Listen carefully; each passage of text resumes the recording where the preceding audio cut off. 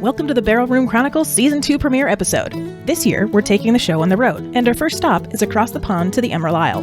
To fully immerse yourself in our journey, we recommend that you watch it on our website, YouTube, or Spotify. But no matter what platform you choose to enjoy our Irish tour, kick off your shoes, pour yourself a dram, and join me on my tour of Dingle Distillery in County Kerry, Ireland.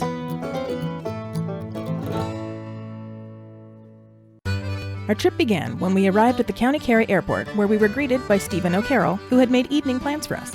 After getting settled at our hotel in Dingle, Stephen took us out to eat at a long-established family-run restaurant called Fenton's, where we tried the local cuisine. The restaurant uses only local-sourced ingredients, making the meal extra fresh and extra delicious. After dinner, he took us to a few local pubs, including Dick Mac's and Foxy John's Hardware. Yes, I said Foxy John's Hardware, which is, in fact, a pub. And it looks like an old-school hardware store, with tools and trinkets galore. Foxy John's gives going to the hardware store a whole new meaning. Before stopping to see all the hardware at Foxy John's, we enjoyed a dram or two of Dingle whiskey at Dick Mac's in a little screened-off room at the end of the bar. I learned this was called a snug. Stephen explained that before the 1960s, Ireland's pubs were almost always dominated by male patrons, and no respectable woman dare be seen inside. However, in the 19th and early 20th centuries, women, and anyone else who didn't want to be seen drinking, would occupy these snugs where they could drink in private. These snugs even had locks on the doors and small windows where the bartenders could pass through their drinks so no one could see what they were having. To learn more about Fenton's Restaurant, Foxy John's Hardware, Dick Mac's, and the history of snugs, visit our website for today's show notes. Up next, I meet Master Distiller Graham Coull at Dingle Distillery. Stay with us. Well, hello, Graham. We're here at Dingle Distillery in County Kerry in Ireland, in Dingle. And we are in the distillery. If you can see in the background, we have the beautiful stills. And then also on this side of the background, we have something that I want you to tell us about in just a second. But tell me, Graham, how long have you been the master distiller here, and what brought you over from Scotland? So, yeah, actually, we arrived, my wife and I, 3 years ago, yesterday. So happy anniversary! Quite appropriate, yes. And when you think that the legal definition of whiskey means it has to be matured for 3 years, then I suppose. So you've been maturing for 3 years. I've been maturing for but as you can tell, I've matured for a bit longer than that. I worked in Scotland making whiskey for 25 years. Wow, that's fantastic. Here. And did Dingle call you up, or you said it's time for me to switch islands, or? Yeah. One of these things, you're not actively looking for anything, but then an opportunity like Dingle is unique. Dingle Town is unique. The distillery is unique, as you can see. So yeah, it's just a nice chance to do something a little different. Okay, fantastic. So for those of you watching, you can see behind me this beautiful wall of staves with names on it. For those of you not watching, maybe you should watch. Anyway, Graham, tell us about this beautiful wall. Yeah, so as you can see, if you can see it, then yeah, you can see lots of names written on the wall, and they all have one thing in common, and they are founding fathers.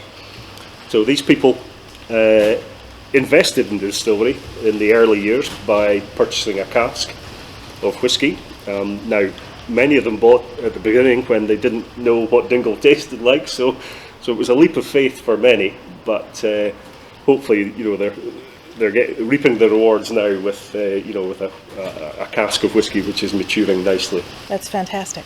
So tell us a little bit about your stills. You have 3 big ones back there, 2 with the bulbs in the middle and 1 without. Why the difference?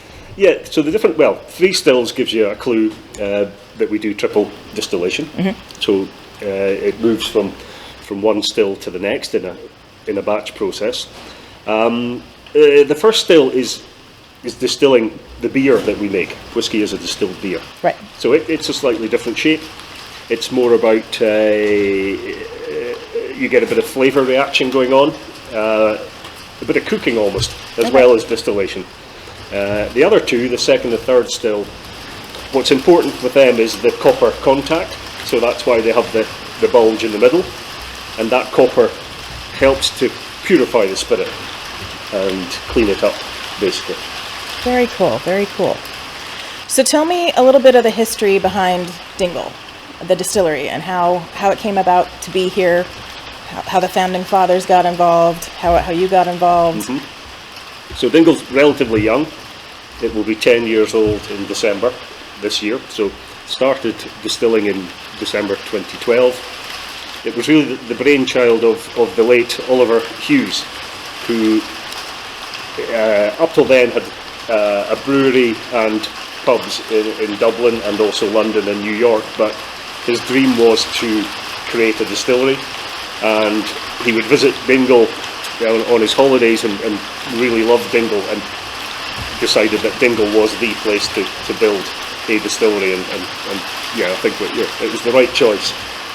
It's coming down here now. I don't know if you guys at home can hear that, but it's raining pretty good. Yeah, we've got a kind of a storm brewing tonight, but then tomorrow full sunshine apparently. Great. So Dingle, you definitely you see 4 seasons in 1 hour, not even just one day. So Oliver, his brainchild, his passion was to have a distillery, and we not only make whiskey, we also make gin and we make vodka. And in the early years, definitely the gin was the thing that kept the doors open and allowed us to produce the whiskey. And obviously now, coming up to 10 years old, the whiskey is starting to come through, and we're releasing different releases over the next few years. Okay, and then we are here this weekend for the Dingle Bash, and it's a big celebration, kind of festival, kind of just a good old fun time. Everything starts tonight. I'm very excited. One of the things that I was excited about was when it was called the Dingle Bash, it's because eventually you guys plan on bashing in this building and building a new one. So tell me what the plans are with that. Yes, you maybe can't tell watching us, but we're getting the odd drip of water on our heads and down the back of our necks. The building wasn't purpose-built 10 years ago. It was an old sawmill, so it is really a tin shed, and it served the distillery well for 10 years, but really, now is the time to upgrade the building, but also future-proof our distilling capacity as well. So we have plans, yes. Hopefully this will be the last batch, and then we'll get our permission to rip the place down and rebuild it. Cool. And I heard that the back wall and side wall over there are going to stay. That's part of the original mill. They will stay. I have my doubts whether they'll still stand, though. I wonder if the building is holding the wall up. But it could be. We'll see.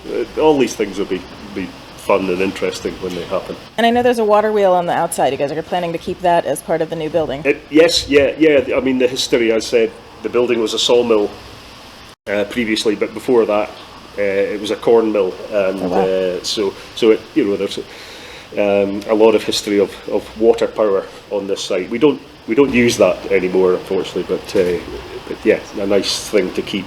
Very cool. And then earlier we got to go down to the warehouse. Tell us a little bit about that. When did you guys acquire the warehouse, and what do you do at the warehouse versus here at the distillery? Yeah, so in this building we make the spirit. We make the new make spirit, which then we take to the warehouse, which is only a mile, 2 kilometres away inland, and we fill the spirit into casks, and that's where the casks rest and mature until we're ready to take it out of the cask and bottle. So yeah, we've got probably over 6,000 casks now in the warehouse, all shapes and sizes. Bourbon casks, little ones, big ones, big ones, big ones, very big ones. Sherry cask being the biggest that we fill. Bourbon cask, port, wine, rum. Even if you've hunted hard enough, you'd find some tequila and mezcal casks in there as well. So there's, a lot of different things going on. And then in the upstairs I saw a bottling area. Is that where you do all the bottling for all of the spirits, or? Yes, we do everything here, rightly or wrong, or efficiently or not. We obviously create all our spirit here, we store, mature, and we bottle everything as well. So nothing leaves, it only leaves in a bottle. That's great. So how often do you guys have a bottling session, so to speak, and then do people come from all over, or is it specifically employees that do that, or how does that work? Just employees, yeah. We have a group, and thankfully we're busy enough to bottle every day. We bottle with gin predominantly, but we do 3, 4 or 5 bottlings of whiskey a year as well. That's great.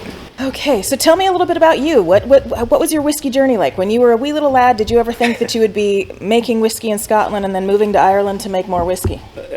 I'd like to say yes. When I was born, it was my my wish, but I have kind of evolved into it. I suppose I was fortunate to be born and in a town called Elgin, which is in the heart of Speyside. Oh, nice. So that's obviously big Scotch whisky making county there.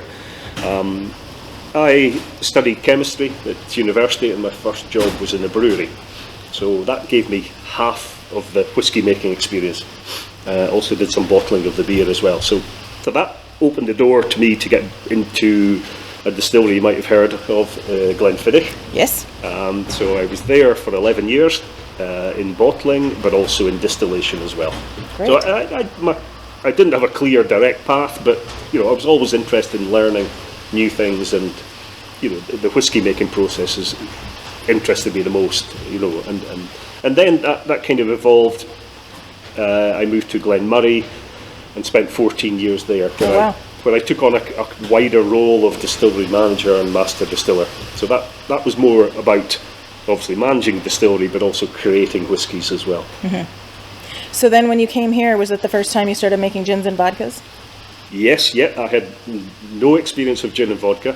Thankfully, they are a little simpler because you can make it today and not quite sell it tomorrow, but right. It doesn't take quite so long. You don't have the maturation issues to go. But always interesting to learn something different. And they're made completely separately from the whisky process. Mm-hmm. The still is a different shaped still altogether because you're looking for different things. You're looking for that fine flavours. The fly. Especially in the gin, the subtle oils and flavours that you're looking to capture. So it's a much more of a purifying distillation, whereas in whisky you're trying to keep flavours in as much as possible. So when you started doing the vodka and the gin, did you find a new love, or is whiskey still your favourite to make?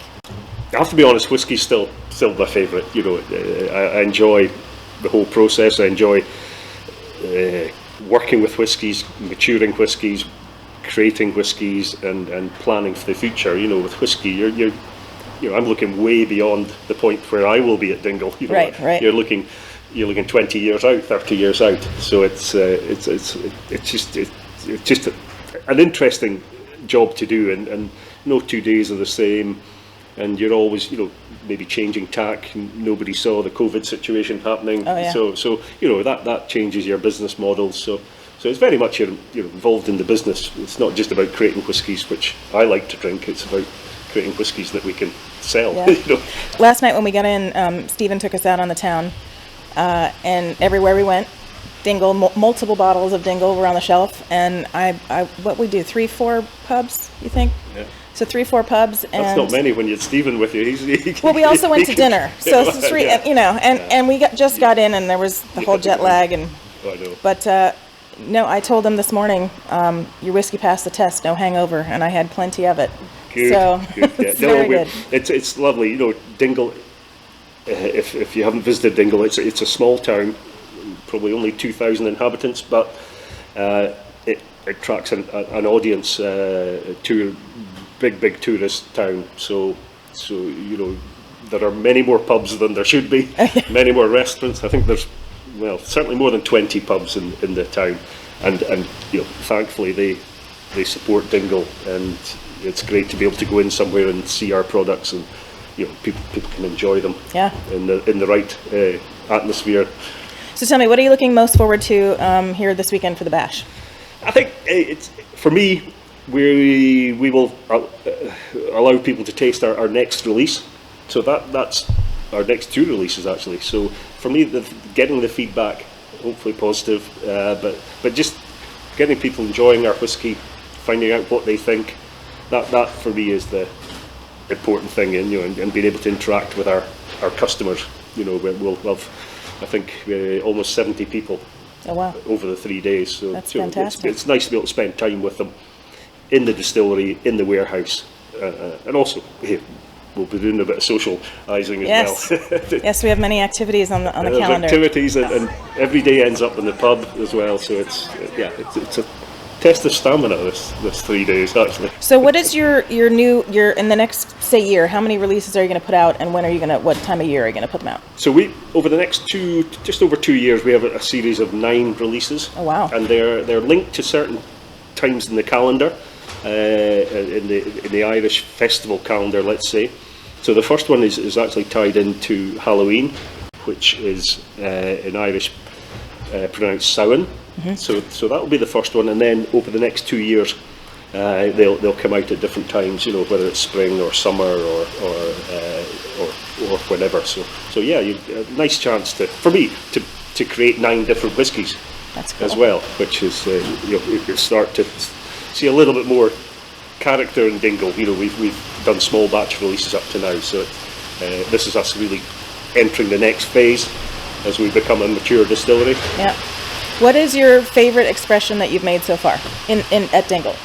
I think for me, small batch is great. They're lovely to create, but we have an expression which is purely called Dingle Single Malt, and that's our flagship, really. That's the one that we sell most of and reach most customers with. So it was enjoyable to create that one, because I have to create it now, but also I have to create it for the next few years. Right. So that adds a bit more challenge, but also it's got Dingle out to a new audience. You know, we reach further out. We now export to probably between 10 and 20 countries now. Oh, that's great. So it's you have to be patient with whiskey. You can't just turn the tap on and be selling it the next day. So it's nice actually having to wait for these things, and when they do come along, then you can enjoy it and reap the benefits. That's awesome. Well, I look very forward to having this weekend to be catered by you guys. It's been so fun so far, and I can't wait to find out what the other expressions are that I'm going to get to taste that I didn't get to taste yet, the Samhain one. Yes. And we're very, very happy to be here, and thank you guys for having us to this bash so that we could share it with our audience and hopefully get some people to come on out here. No, well, thank you, and you hopefully enjoy your time at Dingle. We'll certainly do our best to create the atmosphere anyway. Thank you. Thank you.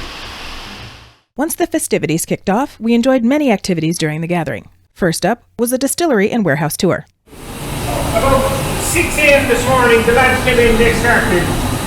What the first thing that happened was, right here behind you is the mash tun. Now, I've been to many distillery tours, but on none of them have I ever seen grown men in a vat of grain shoveling it out by hand. We were all watching in awe as the men emptied the vat and delivered the spent grain to the bin outside, waiting to be taken away by the local farmer. When we got to the warehouse, Graham and his distillery manager took us on a tour and did a tasting with us. Because what you're looking at here is 10 years worth of work almost. The distillery will be 10 years old in December of this year. So it's probably just over 5,000 casks, 6,000 casks in total. We do have some next door as well. For our second activity, my cameraman and I chose the tour of the Dingle Peninsula, which included a bus ride of the iconic Slayhead Drive. This picturesque area was once cited by National Geographic as the most beautiful place on Earth. And on this drive, we could see Browhead, where in 2016, over 300 Star Wars cast and crew members descended upon it to film The Last Jedi. At one of our many stops along the way, we got off the tour bus to dip our toes in the water, although some folks in the group dipped a little more than their toes. Well, let's find out. Our last daytime activity was to be a sea safari, where we would have taken in the breathtaking majestic coastline of Dingle Bay by boat. Unfortunately, it was cancelled due to weather, so instead, we toured the town and did a little souvenir shopping before meeting up with the rest of the group for lunch at James Long Gastropub. Finally, it was time for the closing night ceremony, where we ended up back at Dick Mac's. Hi Faye, it's so good to see you here. Thank you. We've been having a wonderful time at the Dingle Bash this year. Yes, this is our second one that we've done this year, so I'm hoping it's a little bit more smoothly run than the first one we did back in April.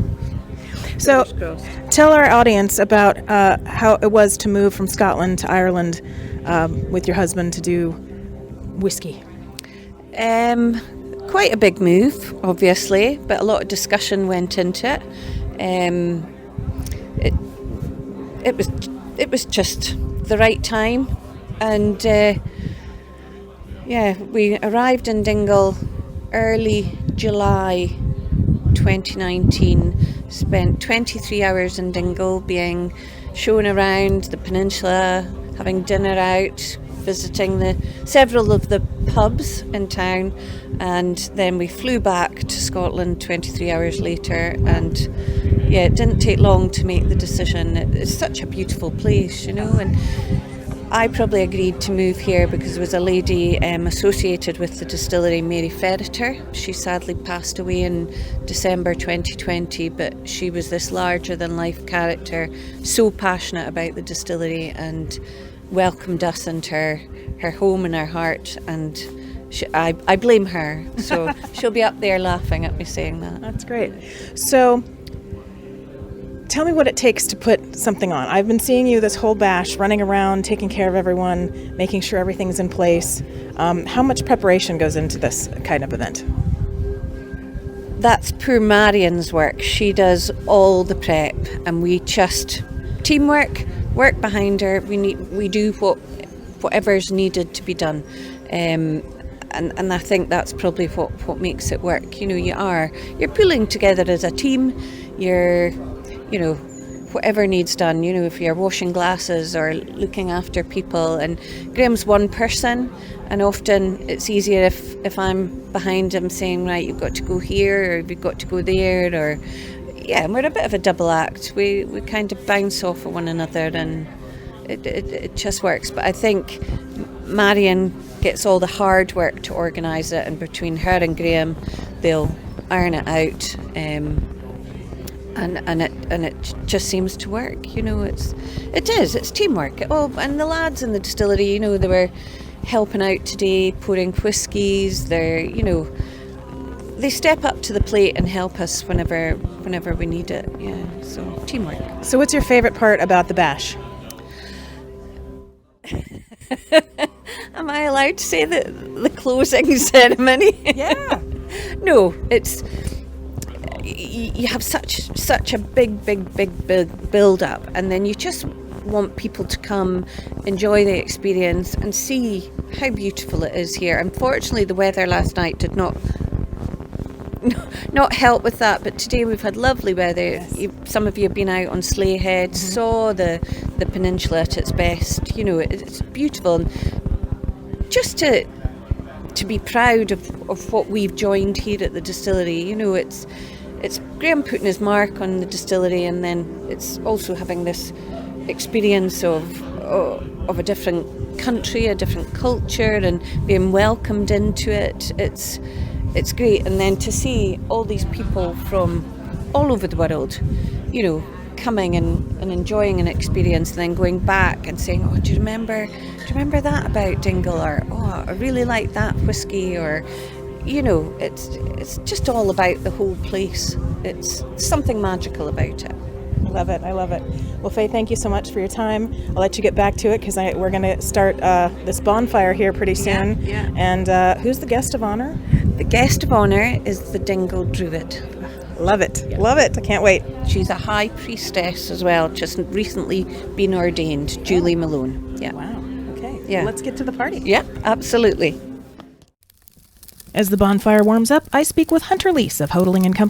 and Stephen O'Carroll about their contributions to the bash. Stay with us. Like what you've seen on BRC? Want to see more? Experience more? And maybe even taste more? Then head over to our Ko-fi site and become a member of the Barrel Room Parlor. By choosing the copper level membership, you'll have exclusive access to videos related to topics discussed on the podcast and blog posts for members only. As an Amber member level, you'll enjoy everything from our copper level as well as various spin-off series including The Cutting Room Floor and Kindred Spirits. In addition, the Amber membership includes exclusive discounts to live in-person events. To join, visit www.barrelroomchronicles.com and click on Become a Member in the navigation bar. Or go straight to our Ko-fi site at ko-fi.com/BRC and click on the membership link. Once you've joined, you'll have access to everything your chosen level has to offer. You'll even be able to participate with the show by commenting on videos and other posts. Don't wait. Sign up today for exclusive content and event discounts in the Barrel Room Parlor.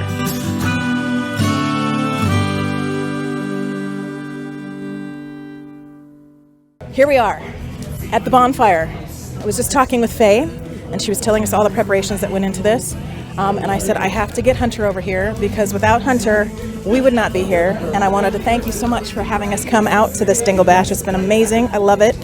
Of course. Tell me a little bit about your part of the preparation for getting everybody out here and all the things you had to do. Yeah, so, look, I'm just lucky to be here just like everybody else. It's a lovely place in the world. I manage the brands. I manage Dingle out in the U.S., so I get to take all these lovely people and bring them out here for something like this. I mean, it's such an incredible place, such incredible people, and that's really what, my part of it is making sure that I'm out there telling their story and bringing them to life in the best way that I can. Part of that is, I'm only one person, right? So bringing other people in to be able to just really live and feel, get that sense of place, that connection, and again, get them out in the world again to bring it to other people. So. That's great. Well, we've been having an amazing time here. Yesterday was a little choppy with the weather, yeah. But today was absolutely gorgeous. We got to take a drive around the whole peninsula where they filmed Return of the Jedi, or not Return of the Jedi, The Last Jedi. What is it? Last Jedi? Last Jedi. Yeah. And that was beautiful. Some of them went skinny dipping in the ocean real quick. I heard. That's a little nuts, but because I know how cold it is, but it was great. It's great fun. And now we're getting ready to have this Druid dance. And thanks for having us here. Yeah, my pleasure. Thanks for coming. And again, it's just a lovely experience. So we're all happy to be here, right? Cheers. Cheers. Oh wait, what are we drinking? Sláinte. Oh, this is Samhain. So this is the new expression that's being launched. And it's Samhain, and that is why we are doing the whole deal. It's a kickoff of their whole kind of Celtic series. So this is the first launch of that. It's aged 5 years in bourbon barrels, 2 years in muscatel. After that minimum, and just a lovely, lovely single malt. So we're pumped to have it. I'm pumped for this. I can't there's a local Druid. There's a whole deal going on. I've been talking to Stephen about this for months now. Stephen O'Carroll. I don't know if you guys have talked to him, but regardless, this was kind of his brainchild, if you will. And I just think it's such a lovely way to bring this whole series to life. I mean, it's so Dingle. All the history they have with all the kind of pagan culture, all that stuff. It's just going to be a cool experience. So let's go get a seat, shall we? Absolutely. Cheers.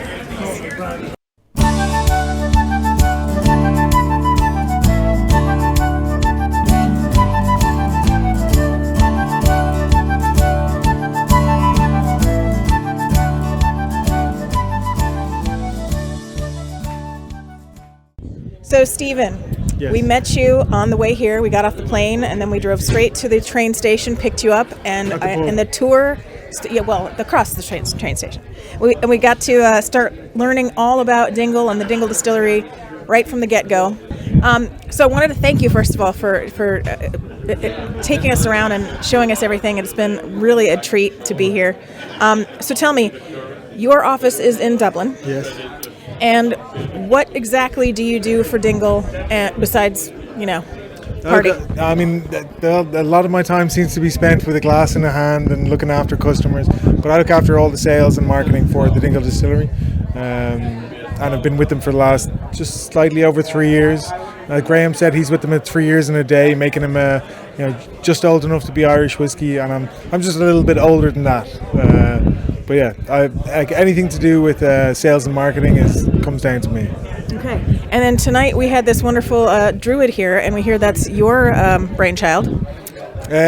Well, Julie is her own spirit animal. I can't claim credit for anything to do with her, but the peninsula has been deeply rooted in all sorts of pagan traditions since the beginning of time, I guess. But there's nothing particularly remarkable about that. What's remarkable is that it's continued until this time.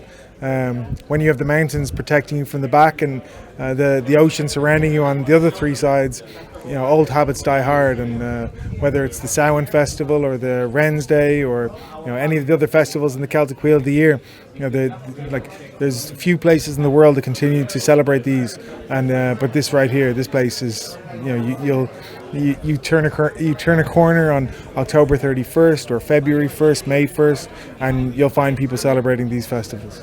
That's awesome. So I did mean to ask this to Graham yesterday when we were having his interview, but and I'll probably ask Julie because she sounds like she'd have the best answer. But in case I don't get her, let's ask you. So tell me about the little man that's on most of your bottles. What is he about? He's the Ran. The Ran. He celebrates the Ran. He's the Ren boy, the Ren man.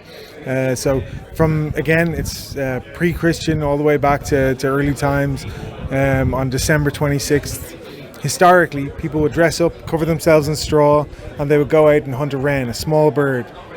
There's various, like today, people have various reasons. Over time, these stories grow legs, and there's various different reasons why they went out to hunt the bird. Some people would look to hunt it and take it back alive. Some people would hunt it and bring it back dead. We don't do that anymore. The wrens are safe.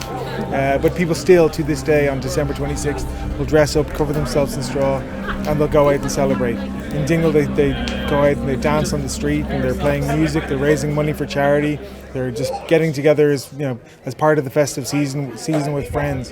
They're not all of them are still in straw. Truth be told, December 26th this year, you may be just as likely to see a man dressed as Spider-Man or Batman as dressed in straw. But the straw guys will still be there. We got mummers. They're all under all sorts of different names. But yeah, it's a festival that also was celebrated across parts of the United Kingdom, parts of France and Spain. But in most of those places, it's died out over time. Whereas in Dingle, we've continued to say it's never died. We've continued to celebrate it year after year, and all going well, we will continue to celebrate it into the future as well. Fantastic. And you want to show the new bottle? This is the new expression that we were celebrating tonight, the Samhain. Yeah, the first of a series. So Samhain is the first. Samhain marks the end and rebirth of the Celtic Wheel of the Year. It's the first in the series of 9. We will see this run through with 9 releases from October 31st coming up soon until December 2024.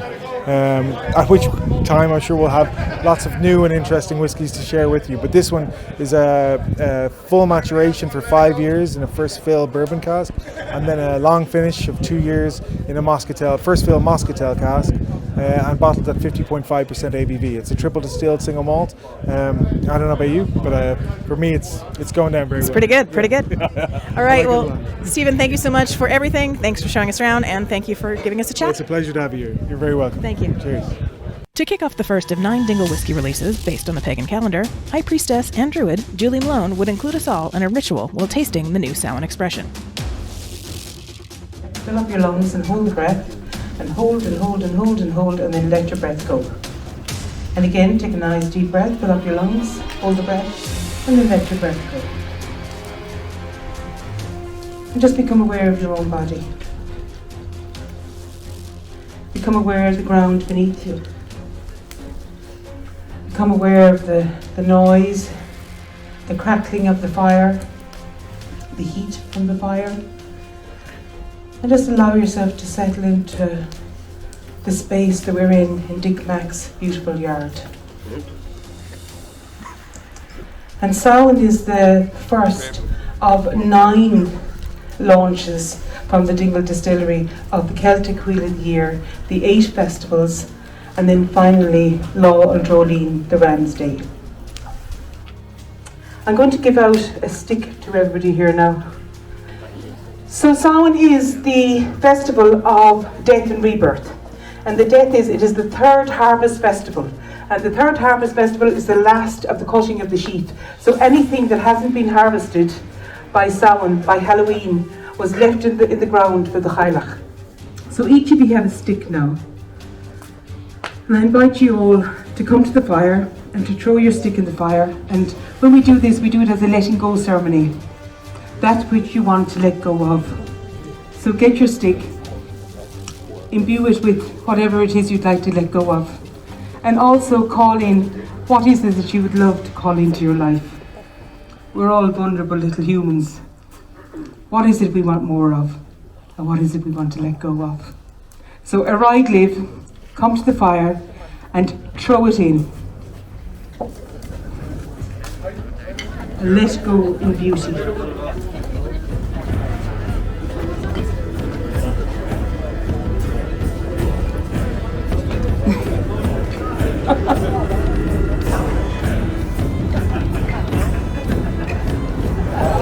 Has everybody let go? Step forward, those that haven't. So now. Woo!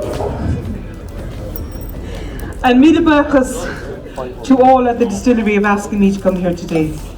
So I'm going to leave each of you now, I'm going to leave you with the 3 sacred laws.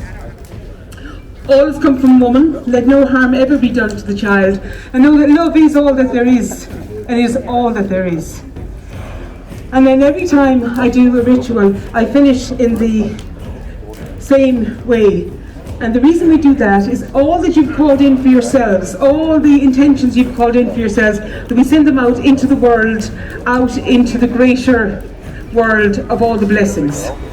So, are you ready? Hip hip, hip hip, hooray! 1, 2, 3, woo-hoo!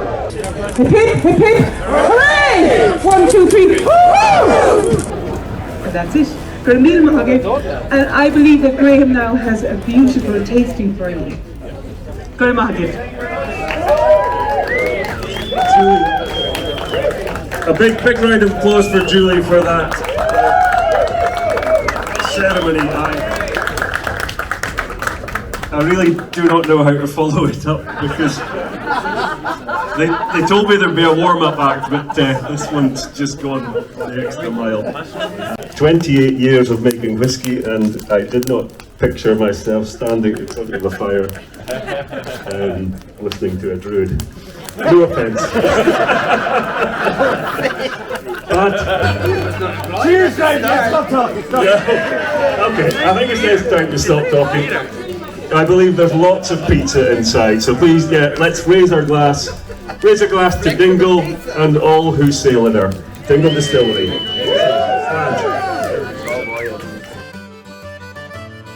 The last event of the bash included a whiskey blending contest judged by Graham himself. There's a little pipette. So to put it simply, you're putting 6 squirts into the glass. And you must pick at least 2 components. You can do all 6, 1 of each, but you must pick minimum 2. So you've got the pot still, single malt to combine together. There's bourbon cask, sherry, PX, port. So you have a think in your head what would make the best combination. Now, as I said, they'll all be good. So you have to come up with a whiskey name and some tasting notes. So really it'll be the name and the tasting notes that will govern whether you win the prize or not. So this is a competition, so the competitive ones will probably run forward first. But also it's a bit of fun. At the end of it you will have a glass of whiskey. We'll put a little water in so it'll be a drinkable whiskey as well, hopefully, so you'll enjoy the whiskey if nothing else. So come forward, you don't have to form an orderly queue. We'll be there for 30-40 minutes. Come forward at your own pace, so thank you. I named my blend Kerrys Dingle Malt Whiskey, but unfortunately, that name wasn't clever enough to win. We were sad to leave Dingle after having such a wonderful 3 days, but it was time to meet more Irish whiskey producers and taste our way through the rest of Ireland. Stay tuned for our next episode where we visit Woody Cane at the Royal Oak Distillery in County Carlow and taste our way through the 4 core expressions of the busker. To learn more about Dingle Whiskey, the town, or anything else you've heard on the show, please visit our website at www.barrelroomchronicles.com for today's show notes. That does it for today's show. To read notes on this episode or learn more about our guests, please visit barrelroomchronicles.com. Want to interact with the show or have questions for our guests? Then ask them on our socials or send us an email through our website. Or better yet, leave us a voicemail on our Anchor page, and your recording might be played in our new Speakeasy segment. If you like what you heard, please rate and subscribe to the podcast. If you really liked it and you want to show your support, buy us a whiskey through our Ko-fi site at ko-fi.com/BRC or become an exclusive member of the Barrel Room Parlor, where you'll get exclusive content not seen anywhere else. If you work in the whiskey or spirits industry or just have a deep passion for whiskey and want to share your spirits journey, register to be a guest through our website. Last but not least, please enjoy your spirits responsibly. Thanks for joining me. Until next time, Solange-va.